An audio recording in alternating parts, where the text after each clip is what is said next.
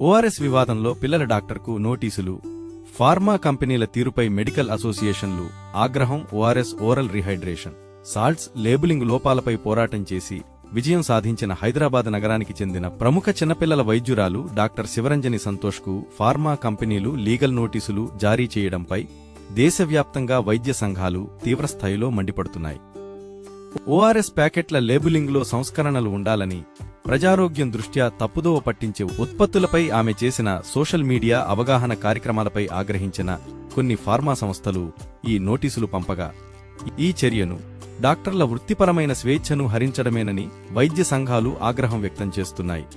Doctor Sivaranjani లేవనెత్తిన అంశాలు పూర్తిగా రోగుల భద్రత, శిశువుల ఆరోగ్యానికి సంబంధించినవని federation of all India medical association పేర్కొంది.